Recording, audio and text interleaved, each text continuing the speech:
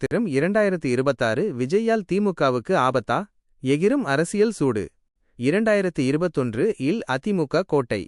2024 இல் திமுக ஆதிக்கம்.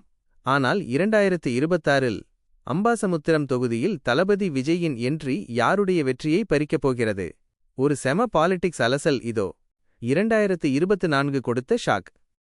கடந்த நாடாளுமன்ற தேர்தலில் அம்பாசமுத்திரம் ஏரியாவில் மட்டும் திமுக கூட்டணி 74,000 வாக்குகள் வாங்கி மாஸ் காட்டியது.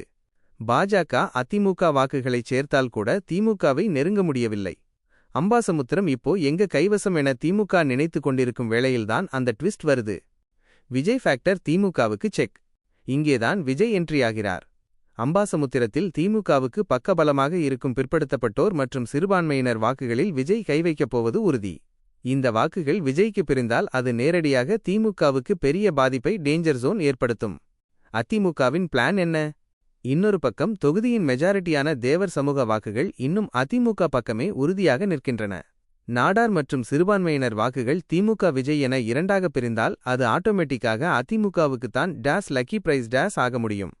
தனது கோட்டையை அதிமுக ஈஸியாக தக்கவைக்கவும் வாய்ப்பு அதிகம்.